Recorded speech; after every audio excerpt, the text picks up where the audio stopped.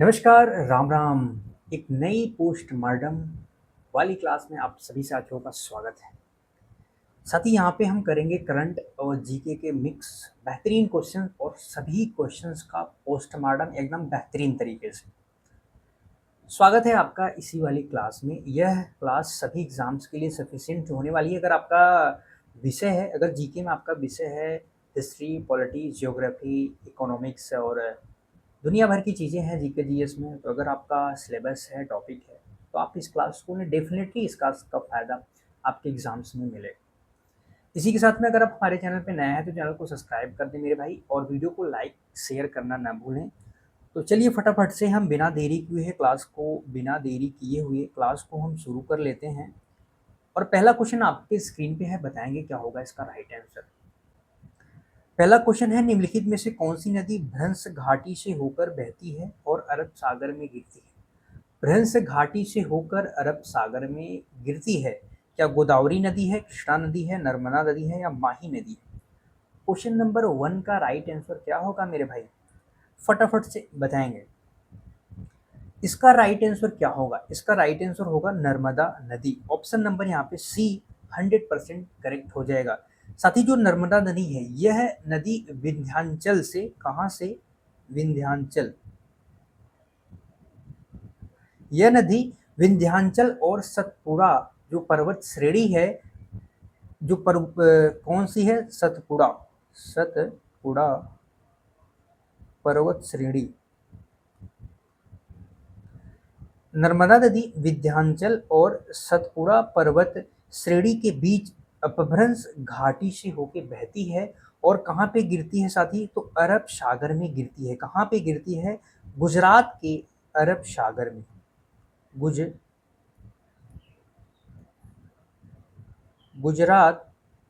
गुजरात में साथी अरब सागर यानी खंभात की खाड़ी में नर्मदा नदी गिरती हैं, ये आपको याद रखना है। अगर आपसे पूछा जाए जो ये नर्मदा नदी है ये किस साइड बहती है, तो ये जो नर्मदा नदी है ये पश्चिम की ओर बहती है। किस साइड बहती है, पश्चिम की ओर, पश्चिम की ओर बहती हैं। और विंध्याचल सतपुड़ा पर्वत श्रेणी के बीच जो स्थित है भ्रंश घाटी, इनसे होकर गुजरात के अरब सागर यानी खंभात की खाड़ी में यह गिरती हैं। पश्चिम की ओर से बहती हैं। पश्चिम की ओर से बहने वाली कुछ प्रमुख नदियां हैं जिनके बारे में हम जानेंगे। सबसे पहले तो यहाँ पे आ जाएगी साथी नर्मदा। नर्मदा के बाद साबरमती नदी, साबरमती, ताप्ती, माही नदी, माही नदी, लूनी नदी साथी, लूनी नदी, घग्घर नदी, घग्घर नदी। ये सभी नदियां, नर्मदा, साबरमती, ताप्ती, माही, लूनी, घग्घर, ये सभी पश्चिम की ओर बहती हैं। किस साइड में बहती हैं मेरे भाई, पश्चिम की ओर बहती हैं। बात करें गोदावरी नदी की तो उसे वृद्ध गंगा के नाम से जानते हैं, वृद्ध गंगा या बूढ़ी गंगा के नाम से जानते हैं। यह साथी जो दक्षिण भारत है, सब उस दक्षिण भारत की सबसे, दक्षिण भारत की सबसे लंबी नदी है।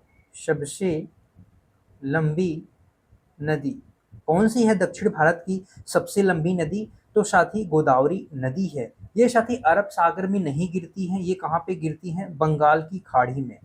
बंगाल की खाड़ी, बंगाल की खाड़ी में क्या करती हैं, गिरती हैं। ये भी आपको याद रखना है। और ये नदी कहाँ पे बहती है, पूर्व की दिशा में बहती है। पूर्व दिशा में, पूर्व दिशा में बहती हैं। किस साइड बहती हैं, पूर्व की दिशा में बहती हैं। ये आपको थोड़ा सा ध्यान में रखना पड़ेगा।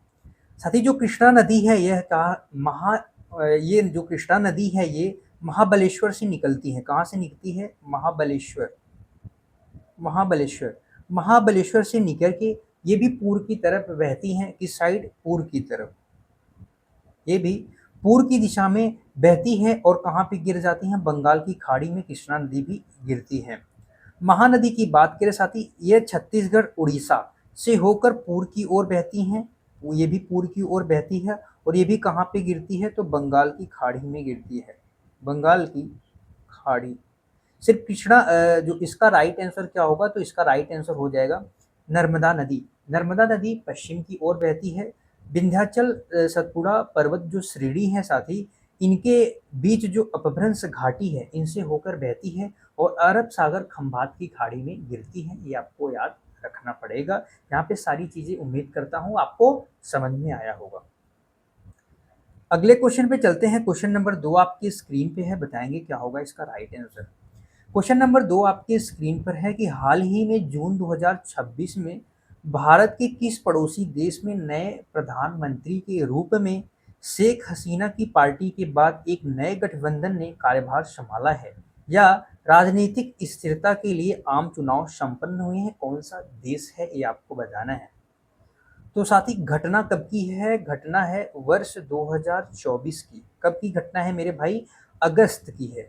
अगस्त 2024 की है कि जब छात्रों के हिंसक विरोध, जो छात्रों के हिंसक विरोध होते हैं और तख्ता पलट होता है, तो वहाँ के यानी बांग्लादेश, बांग्लादेश की जो प्रधानमंत्री थी, बांग्लादेश की जो पीएम शेख हसीना थी, ये क्या करती हैं, इन्हें देश छोड़ के भागना पड़ता है।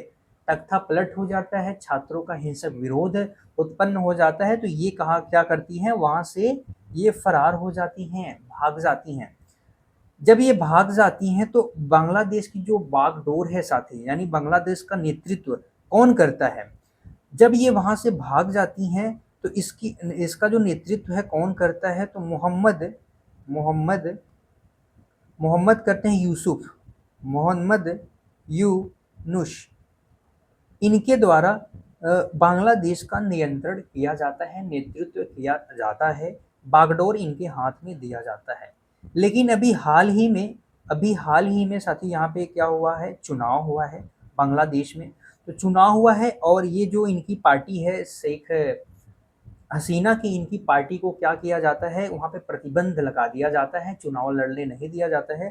तो एक नई गठबंधन पार्टी है, एक नई गठबंधन पार्टी है जिसका नाम है बांग्लादेश, यहाँ पे लिख देते हैं, जिसका नाम है बांग्लादेश बांग्लादेश नेशनलिस्ट पार्टी नाम है, nationalist party, Bangladesh nationalist party साथी। ये क्या होती है, गठबंधन से जनमत संग्रह से चुनाव जीत जाती है। इसके प्रमुख कौन है, इसके प्रमुख कौन है साथी? तो इसके प्रमुख, या आप ऐसा कह सकते हैं जो पीएम बांग्लादेश के हाल ही में बने हैं, जिनका नाम है तारिक तारिक रहमान।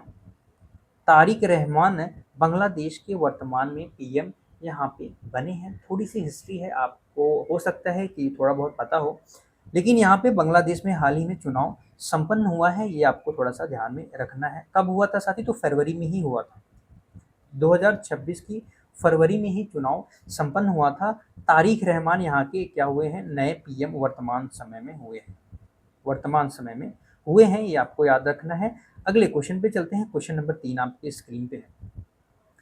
अगला क्वेश्चन है, ग्लोबल पीस इंडेक्स 2026 में भारत को कौन सा स्थान प्राप्त हुआ है? साथ ही ये सबसे शांतिपूर्ण देश, जो शांतिपूर्ण देश हैं, 163 देश इसमें कुल हैं, 163 देशों को कुल मिलाकर यह रिपोर्ट जारी किया जाता है कि सबसे शांतिपूर्ण देश कौन कौन से हैं, उस हिसाब से इसकी रैंकिंग की जाती है। और कौन जारी करता है? तो आईईपी जारी करता है। आईईपी, आई का मतलब साथी होता है इंस्टीट्यूट, और ई का मतलब होता है इकोनॉमिक्स, एंड पी का मतलब होता है peace. Institute for economics and peace के द्वारा यह रिपोर्ट जारी की जाती है, ग्लोबल पीस इंडेक्स।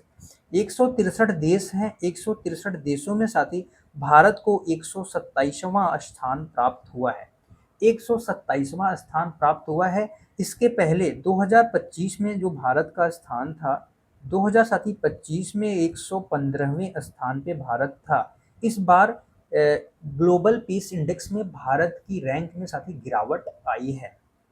ठीक है, ये आपको याद रखना है। अभी जून 2026 में ही क्या हुआ, ये जारी हुआ। अगर बात की जाए कि ग्लोबल पीस इंडेक्स में सबसे प्रथम स्थान पे, यानी सर्वश्रेष्ठ कौन है, तो प्रथम स्थान पे साथी है आइसलैंड।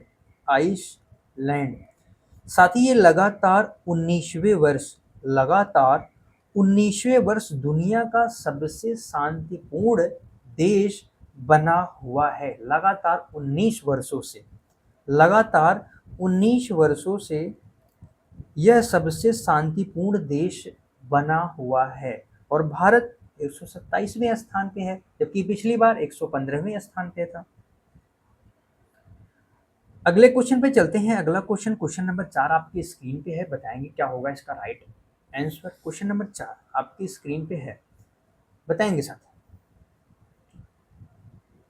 क्वेश्चन नंबर 4 है, वर्ष 2026 में जो 12वें अंतर्राष्ट्रीय योग का दिवस के मुख्य राष्ट्रीय कार्यक्रम का आयोजक भारत के किस शहर में हुआ था? जो योग दिवस हाल ही में मनाया गया साथी जून में, इसको बताना है कि भारत के किस शहर में आयोजित किया गया था, ये आपको बताना है। क्या वाराणसी में, या कोलकाता में, भोपाल में, या नई दिल्ली में इसका आयोजन किया गया था? इसका राइट आंसर क्या हो? तो पश्चिम बंगाल के कोलकाता शहर में इसका आयोजन किया था। इसका राइट आंसर हो जाएगा ऑप्शन नंबर बी। साथ ही इसका जो आयोजन की इसके आयोजक भारत की जो पीएम है, इसका आयोजन जो है भारत के पीएम इसके द्वारा नरेंद्र मोदी के द्वारा किया गया था। इसका आयोजन पीएम नरेंद्र मोदी के द्वारा किया गया था। और ये कौन सा संस्करण था? तो 12वां संस्करण था, ये आपको याद रखना है। इस बार की जो थीम थी साथी, इस बार की थीम भी आपको याद रखना है, क्योंकि अक्सर थीम भी एग्जाम्स में क्या करती है, पूछ ली जाती है। इस बार की थीम थी स्वस्थ स्वस्थ आयु के लिए योग। स्वस्थ आयु के लिए योग इस बार की थीम थी। आयोजक कौन था? भारत के पीएम नरेंद्र मोदी के द्वारा। कहाँ पे साथी? तो पश्चिम बंगाल के कोलकाता शहर में इसका आयोजन किया गया था। 12वां संस्करण था, ये आपको याद रखना है। अगले क्वेश्चन पे चलते हैं। क्वेश्चन नंबर 5 आपके स्क्रीन पे है, फटाफट से मेरे भाई बताएंगे क्या होगा इसका right answer. Question number 5, Uttar Pradesh सरकार द्वारा जुलाई 2026 की रिपोर्ट के अनुसार राज्य का पहला भेड़िया अभयारण्य किस जिले में बनाने का निर्णय लिया गया है? भारत का पहला भेड़िया अभयारण्य, यानी भेड़ियों को संरक्षित करने के लिए, उनको संरक्षण के लिए यहाँ पे एक अभयारण्य बनाया जा रहा है। और कहाँ पे बनाया जा रहा है साथी? तो बहराइच में बनाया जा रहा है। ऑप्शन नंबर ए वाला यहाँ पे 100% इसका राइट आंसर हो जाएगा। बहराइच में एक अभयारण्य प्रसिद्ध है जिसका नाम है कतरनिया कतरनिया घाट वन्य जीव अभयारण्य। ये कहाँ पे स्थित है? तो बहराइच में स्थित है। बहराइच इसके लिए भी जाना जाता है। और हाल ही में साथी भेड़िया अभयारण्य बहराइच में ही क्या किया जा रहा है, बनाया जा रहा है, ये आपको याद रखना है। चित्रकूट की बात अगर हम कर लें तो यहाँ पे तुलसी स्मारक और तुलसी जन्म स्थान, गोस्वामी तुलसीदास जी का जन्म स्थान क्या है साथी? तो राजापुर चित्रकूट, वर्तमान राजापुर चित्रकूट ही तुलसीदास जी का जन्म स्थान और तुलसी स्मारक भी यहाँ पे स्थित हैं। ये आपको थोड़ा सा ध्यान में रखना पड़ेगा। महोबा की बात करें साथी, तो जो महोबा है यह उत्तर प्रदेश का उत्तर प्रदेश का उत्तर प्रदेश का सबसे कम जनसंख्या वाला जिला है। उत्तर प्रदेश का सबसे कम जनसंख्या वाला जिला। इसके बाद कौन है साथी? उत्तर प्रदेश का सबसे कम जनसंख्या वाला है, उसके बाद है चित्रकूट के बाद महोबा है। यानी नंबर 1 पे ये आएगा सबसे कम में, और नंबर 2 पे आ जाएगा चित्रकूट आ जाएगा। अगर वहीं पे आपसे पूछा जाए सर्वाधिक जनसंख्या वाला जिला कौन सा है, यानी सर्वाधिक जनसंख्या है,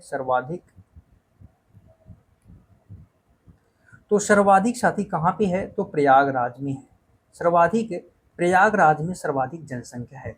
अगर आपसे पूछा जाए उत्तर प्रदेश का एरिया यानी क्षेत्रफल में सबसे बड़ा जिला, एरिया यानी क्षेत्रफल में पूछ दिया जाए तो कौन सा जिला होगा साथी? लखीमपुर खीरी। ये एरिया में सबसे बड़ा होगा यह जिला। ये भी आपको थोड़ा सा ध्यान में रखना है। बाकी इसका राइट आंसर क्या हो जाएगा? ऑप्शन नंबर यहाँ पे ए वाला 100% करेक्ट हो जाएगा। अगला क्वेश्चन नंबर 6 आपके स्क्रीन पे है, बताएंगे क्या होगा इसका राइट आंसर। उत्तर प्रदेश के किस शहर को ग्लास सिटी ऑफ इंडिया या चूड़ियों का शहर के नाम से जाना जाता है या कांच नगरी के नाम से जाना जाता है, या आप ऐसा कह सकते हैं सुहाग नगरी। सुहाग नगरी, कांच नगरी जिसे ग्लास सिटी ऑफ इंडिया, चूड़ियों का शहर किसे जाना जाता है? फिरोजाबाद, अलीगढ़, मुरादाबाद या सहारनपुर। किस जिला को जाना जाता है? तो इसका राइट आंसर हो जाएगा फिरोजाबाद। ऑप्शन नंबर ये वाला यहाँ पे 100% करेक्ट हो जाएगा। साथ ही इसको हम कांच नगरी के रूप में जानते हैं, कांच नगरी के रूप में भी जाना जाता है। इसको साथ ही सुहाग नगरी के रूप में भी जाना जाता है, सुहाग नगरी के रूप में जाना जाता है, ग्लास सिटी ऑफ इंडिया और चूड़ियों का शहर के रूप में ही जाना जाता है। अभी साथ ही हाल ही में करंट का क्वेश्चन है कि हाल ही में भारत का पहला ग्लास म्यूजियम उत्तर प्रदेश के फिरोजाबाद जिले में बनाया जा रहा है। कौन सा साथी? हाल ही में भारत का पहला ग्लास म्यूजियम कहाँ पे बनाया जा रहा है? हाल ही में भारत का पहला ग्लास म्यूजियम फिरोजाबाद में बनाया जा रहा है। ये भी आपको याद रखना है, ये करंट का क्वेश्चन आपके लिए हो गया। अलीगढ़ साथी ताला नगरी के रूप में जाना जाता है, ताला नगरी के रूप में कौन सा जिला जाना जाता है? तो अलीगढ़ जाना जाता है। मुरादाबाद पीतल नगरी के रूप में जाना जाता है, पीतल नगरी मुरादाबाद जाना जाता है। सहारनपुर साथी जो लकड़ी की नक्काशी होती है उसके लिए प्रसिद्ध है सहारनपुर। जो लकड़ी की नक्काशी होते हैं उनके लिए साथी कौन सा जिला प्रसिद्ध है? तो सहारनपुर प्रसिद्ध है। ये थोड़ा सा आपको ध्यान में रख लेना है। उम्मीद करता हूँ यहाँ तक की सारी चीज़ें अभी आपके भेजे में पूरा साथी छप गई होंगी, समझ में आया होगा। अगला क्वेश्चन है कि भारतीय संविधान का कौन सा अनुच्छेद अस्पृश्यता का अंत, एबोलिशन ऑफ अनटचेबिलिटी सुनिश्चित करता है? आर्टिकल 14, आर्टिकल 15, आर्टिकल 17 और आर्टिकल 18 क्या होगा? चारों ऑप्शंस आपके सामने दिए गए हैं, फटाफट से आंसर देने का प्रयास करेंगे। तो साथी जो अस्पृश्यता का अंत होता है यानी छुआछूत का अंत, एक प्रकार से छुआछूत की जो प्रथा है उसको समाप्त करता है आर्टिकल 17। आर्टिकल 17 साथी ये छुआछूत छुआछूत की प्रथा को क्या करता है? समाप्त करता है। छुआछूत की समता को कौन समाप्त करता है? आर्टिकल 17 के तहत समाप्त किया जाता है।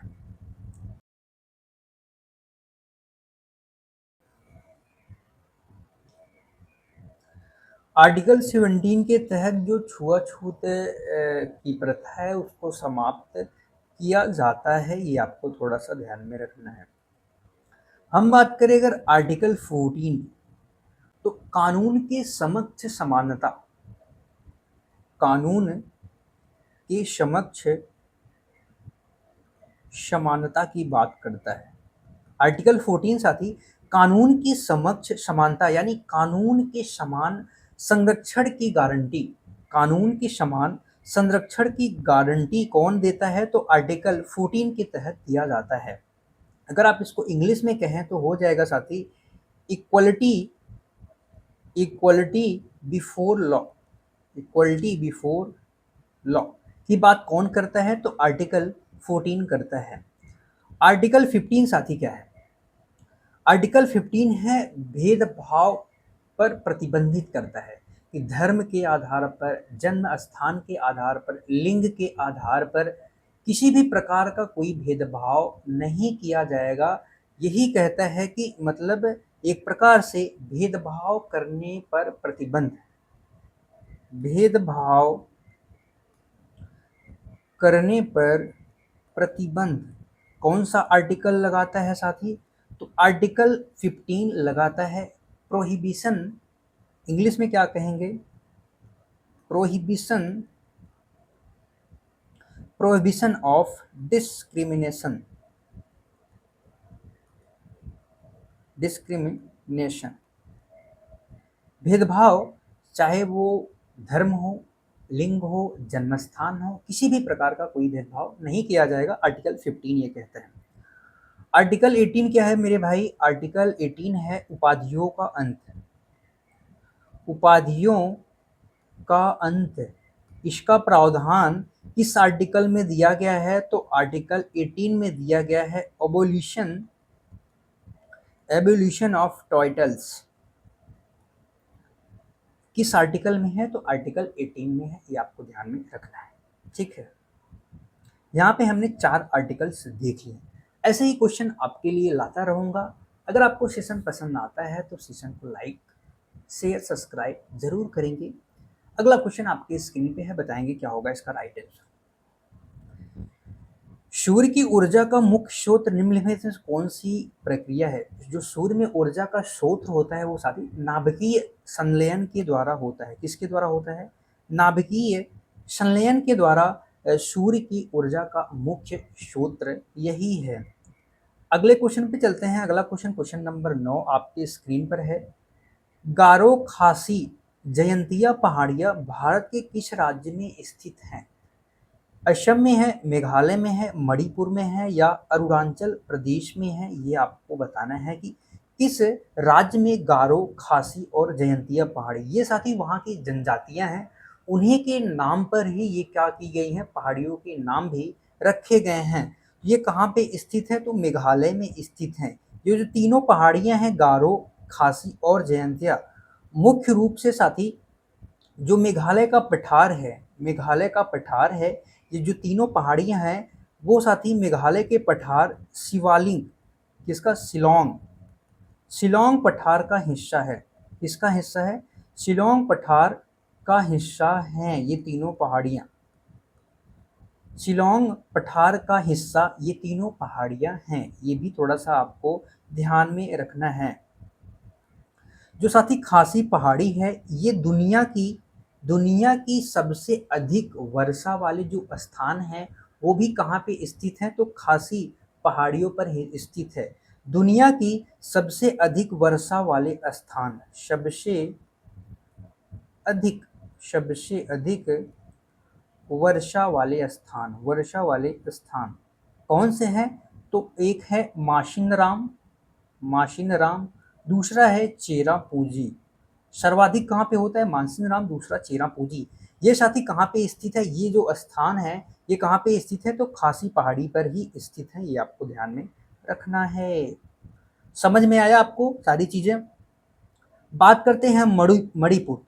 मणिपुर में एकमात्र ऐसा नेशनल पार्क है, आप कह सकते हैं, जो तैरता हुआ है, जिसका नाम है केबुल लामजाओ नेशनल पार्क। जिसका क्या नाम है साथी? केबुल केबुल लामजाओ नेशनल पार्क, राष्ट्रीय उद्यान है। दुनिया का एकमात्र तैरता हुआ पार्क है, तैरता हुआ पार्क कहाँ पे है? मणिपुर में है। मणिपुर में साथी एक प्रसिद्ध झील है जिसका नाम है लोकटक झील। लोकटक झील, हो सकता है कि क्वेश्चन आपके एग्जाम में इससे भी बन जाए। लोकटक, प्रसिद्ध लोकटक झील कहाँ पे स्थित है? लोकटक झील कहाँ पे स्थित है? तो मणिपुर में स्थित है। साथ ही अरुणाचल प्रदेश जो है भारत का सबसे पूर्वी राज्य है। ये साथी भारत का सबसे पूर्वी राज्य कौन सा है? तो अरुणाचल प्रदेश है। पूर्वी राज्य कौन सा है? तो अरुणाचल प्रदेश है। उम्मीद करता हूँ सारी चीज़ें आपको समझ में आई होंगी। अगले क्वेश्चन पे चलते हैं। अगला क्वेश्चन, क्वेश्चन नंबर 9 आपकी स्क्रीन पर है। यहाँ पे रचना से एक क्वेश्चन आया हुआ है कि गीत गोविंद पुस्तक के रचयिता निम्नलिखित में से कौन है? क्या बाण भट्ट हैं, जयदेव हैं, कालिदास हैं या कबीर दास जी हैं? साथ ही ये अक्सर जो ये कवि हैं ये संस्कृत और हिंदी के कवि हैं। बट हम यहाँ पे स्टैटिक के भी कुछ क्वेश्चंस इसी में पोस्टमार्टम हम करेंगे। कैसे करेंगे आइए देखते हैं। साथ ही जो गीत गोविंद रचना है ये संस्कृत की एक प्रसिद्ध रचना है, संस्कृत की प्रसिद्ध रचना है। और इसके लेखक कौन है? जयदेव हैं। कौन है? जयदेव। जयदेव प्रसिद्ध लेखक हैं संस्कृत के, लेकिन साथ ही ये बंगाल के सेन राजवंश के राजा, सेन राजवंश की राजा, जिनका नाम है राजा लक्ष्मण सेन। क्या नाम है मेरे भाई? राजा लक्ष्मण सेन। इनके दरबारी कवि कौन थे? तो जयदेव थे। इनसे एक क्वेश्चन आपके एग्जाम में बन सकता है कि जयदेव किसके दरबारी कवि थे? तो राजा लक्ष्मण सेन के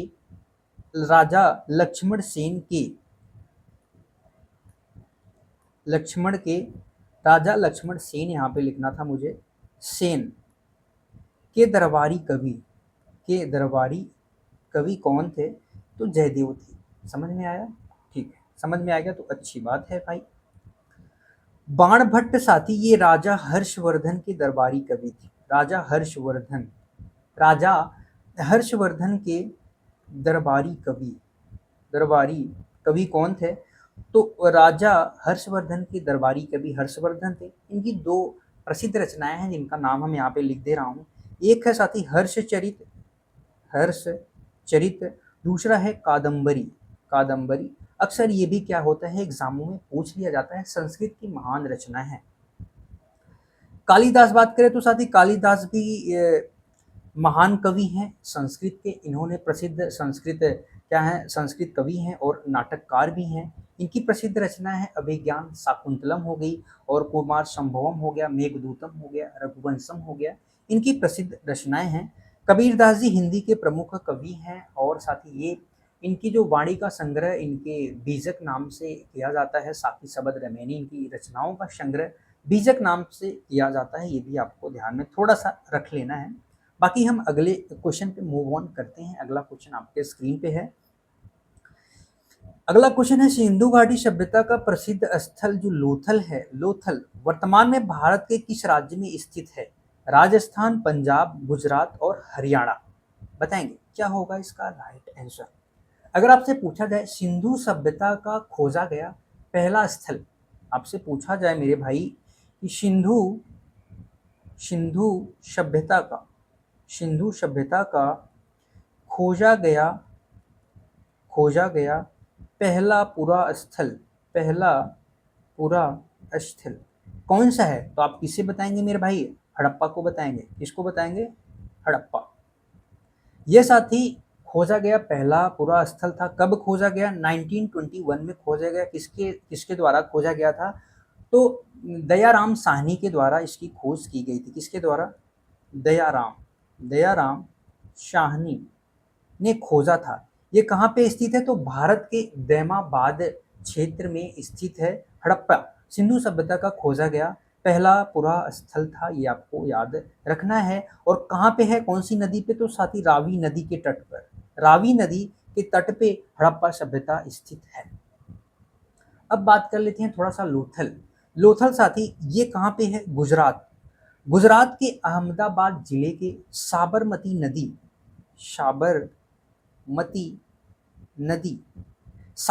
नदी की सहायक नदी जो है भोगवा नदी जिसे कहते हैं। इनकी सहायक एक नदी है, सहायक नदी किसका नाम है? इसका नाम है भोगवा नदी। इसके तट पे स्थित है लोथल। जो कहाँ पे स्थित है? गुजरात के अहमदाबाद शहर में स्थित है। लोथल नदी के तट पे स्थित है। भोगवा नदी के तट पे स्थित है, ये आपको याद रखना है। इसकी खोज कब की गई थी? तो 1954 में इसकी खोज की गई थी। किसके द्वारा? यश आर राव के द्वारा साथी लोथल यानी गुजरात की खोज की गई थी। ठीक है। गुजरात से ही क्या मिला है? धौलावीरा मिला है साथी। धौलावीरा साथी कहाँ से मिला है? यह भी स्थल गुजरात से मिला है। यहाँ से मिला है सुरकोटड़ा भी कहाँ से मिला है मेरे भाई? ये भी स्थल गुजरात से मिला है। ये भी आपको थोड़ा सा ध्यान में रखना है। इसके बाद हम अगर बात करें, अगर आपसे पूछा जाए राखी गढ़ी स्थल कहाँ पे मिला है? तो हरियाणा में राखी गढ़ी स्थल पूछा जाए, या बनावली जैसे स्थल, बनावली जैसे स्थल ये भी हरियाणा से मिले हैं, ये आपको याद रखना है। एक स्थल है बहुत प्रसिद्ध है कालीबंगा साथी राजस्थान में मिला है। यह स्थान कालीबंगा राजस्थान में मिला है। जो हड़प्पा सभ्यता है, जो सिंधु सभ्यता है साथी, इसका ये प्रसिद्ध स्थल है कालीबंगा। यहाँ से कालीबंगा से जुते हुए जो खेत हैं उनके साक्ष्य मिले हैं। कालीबंगा से जूते हुए खेत के साक्ष्य मिले हैं। इसके अलावा अग्निकुंड के भी साक्ष्य कहाँ पे मिले हैं? तो कालीबंगा राजस्थान में मिले हैं। थोड़ी सी नॉलेज आपको याद रखनी पड़ेगी। अगर आपसे पूछा जाए जो कालीबंगा है ये किस नदी पे है, तो अक्सर नदी से भी क्वेश्चन बनते हैं। ये साथी घग्घर नदी, घग्घर नदी के तट पे कालीबंगा स्थित है। अगला क्वेश्चन, क्वेश्चन नंबर 12 आपके स्क्रीन पे है, फटाफट से आंसर देने का प्रयास करेंगे कि उत्तर प्रदेश का प्रसिद्ध जो चारकुला नृत्य है मुख्य रूप से किस क्षेत्र से संबंधित है? यहाँ पे हम कुछ ऐसे नृत्य पे चर्चा करेंगे, अगर इनसे क्वेश्चन आपके एग्जाम में बनते हैं तो आप डेफिनेटली सही करके आओगे मेरे भाई, पक्का। अगर आपसे पूछा जाए कि चारकुला जो नृत्य है साथी, इसके अलावा आपसे पूछा जाए रासलीला, मैं सोच रहा हूँ यहाँ पे ना लिख के यहाँ पे लिखूं रासलीला, रासलीला नृत्य पूछ दिया जाए आपसे, मयूर नृत्य पूछ दिया जाए, मयूर नृत्य पूछ दिया जाए आपसे मेरे भाई, क्या पूछ दिया जाए? झूला, झूला नृत्य पूछ दिया जाए, चारकुला नृत्य पूछ दिया जाए, सब ब्रजभूमि क्षेत्र से, मथुरा के आसपास क्षेत्र से संबंधित है। आप यह कह सकते हैं कि वहाँ पे ये आयोजन किया जाता है, वहाँ पे यह मनाया जाता है, ठीक है। वहीं पे अगर आपसे पूछा जाए क्या बुंदेलखंड राई नृत्य, राई नृत्य पूछा जाए, शेरा नृत्य पूछा जाए, इसके अलावा ख्याल नृत्य, ख्याल नृत्य, ये सब प्रसिद्ध हैं बुंदेलखंड, बुंदेल शहर के आसपास के क्षेत्र से संबंधित हैं। उम्मीद है आपको समझ में आया होगा। एक साथ ही क्षेत्र आता है पूर्वांचल क्षेत्र, पूर्वांचल क्षेत्र, यहाँ आपके प्रसिद्ध जो नृत्य हैं कौन कौन से? जैसे धोबिया नृत्य हो गया, धोबिया नृत्य अक्सर ये भी एग्जामों में पूछ लिया जाता है। कहरुआ नृत्य, कहरुआ नृत्य, ये साथी जौनपुर के कहारों द्वारा, कहारों द्वारा, कहारों द्वारा, कहारों जातियों के द्वारा विशेष अवसर पे कहरुआ नृत्य किया जाता है। ये थोड़ा सा आपको ध्यान में रखना है, ठीक है, ये आपको याद रखना है। साथ ही ये जो झूला नृत्य है ये बहुत प्रसिद्ध नृत्य है, कहाँ का? ब्रजभूमि का। श्रावण महीने में, श्रावण महीने में मंदिरों में किया जाने वाला ये क्या है? एक प्रकार का नृत्य है, ये भी आपको थोड़ा सा ध्यान में रखना है। अगले क्वेश्चन पे चलते हैं, क्वेश्चन नंबर 13 आपकी स्क्रीन पे है। मानव शरीर में इंसुलिन हार्मोन का स्राव किस अंग के द्वारा होता है? क्या यकृत यानी लीवर के द्वारा, अग्नाशय के द्वारा, या पेनक्रियस के द्वारा, पीयूष ग्रंथि या प्लीहा, इसके द्वारा इंसुलिन हार्मोन का स्राव किस अंग के द्वारा किया जाता है? बताएं। तो साथी जो इंसुलिन है, इंसुलिन हार्मोन का उत्पाद, इंसुलिन हार्मोन का उत्पाद बीटा कोशिका के द्वारा होता है। किसके द्वारा होता है? बीटा सेल के द्वारा, बीटा सेल, इसको क्या कहते हैं? बीटा कोशिका, बीटा कोशिकाओं के द्वारा हार्मोन का क्या किया जाता है? हार्मोन का उत्पादन और एवं क्या होता है? स्राव, स्राव दोनों होता है, एवं स्राव दोनों होता है बी सेल, बीटा कोशिका जिसे हम कहते हैं, इसके द्वारा किया जाता है। बी सेल क्या करता है मेरे भाई? जो रक्त में शर्करा यानी ग्लूकोज है, जो रक्त में ग्लूकोज होता है, रक्त में ग्लूकोज, रक्त में ग्लूकोज के स्तर को नियंत्रित करने का काम करता है, ठीक है। और ये किस अंग द्वारा किया जाता है? तो अग्नाशय अंग के द्वारा किया जाता है। ऑप्शन नंबर यहाँ पे बी आपका 100% करेक्ट हो जाएगा, यहाँ पे आपका बी 100% करेक्ट हो जाएगा। अगर आपसे पूछा जाए शरीर की सबसे बड़ी ग्रंथि कौन सी है? तो यकृत है, लीवर है। शरीर की सबसे बड़ी ग्रंथि, सबसे बड़ी ग्रंथि कौन सी है? तो शरीर की सबसे बड़ी ग्रंथि मेरे भाई लीवर है, ये आपको याद रखना है।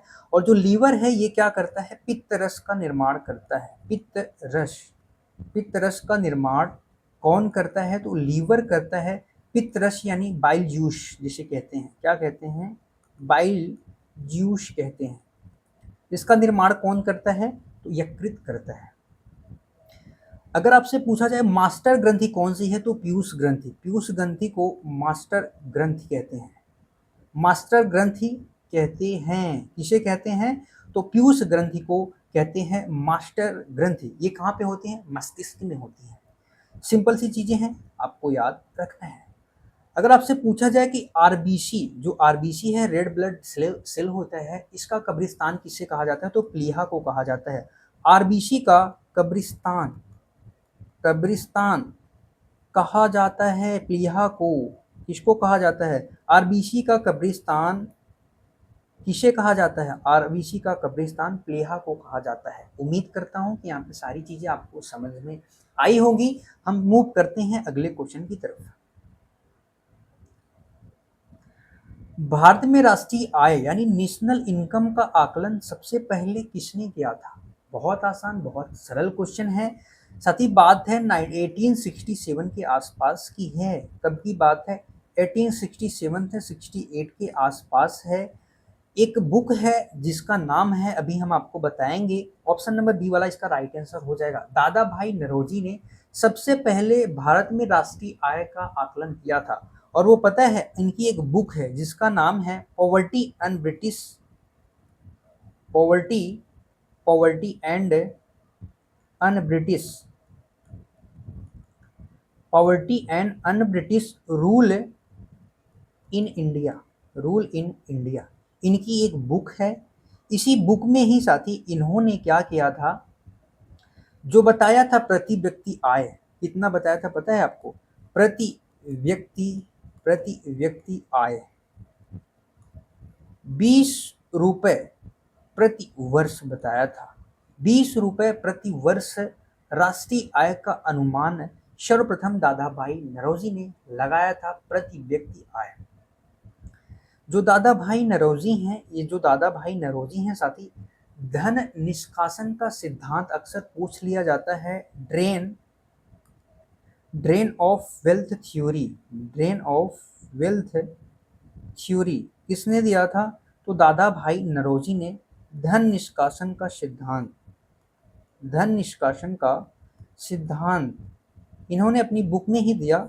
धन निष्कासन का सिद्धांत दादा भाई नौरोजी ने दिया था। किसने दिया था? दादा भाई नौरोजी। प्रोफेसर पीसी महालनोबिस, साथ ही इन्हें भारतीय सांख्यिकी का जनक माना जाता है। क्या माना जाता है? भारतीय सांख्यिकी का जनक माना जाता है। थोड़ा सा अच्छे से लिखो भाई, क्योंकि समझ में नहीं आएगा तो मजा कैसे आएगा। भारतीय सांख्यिकी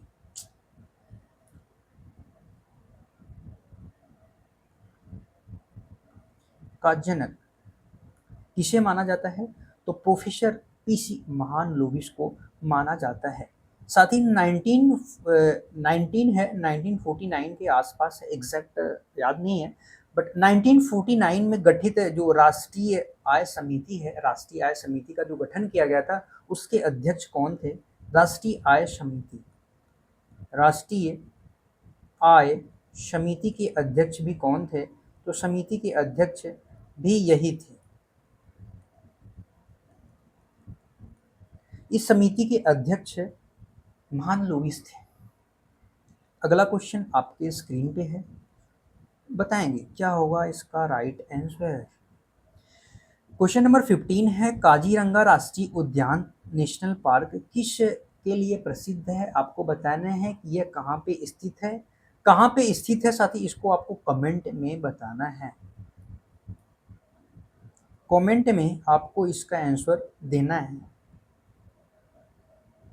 कहाँ पे स्थित है काजीरंगा राष्ट्रीय उद्यान।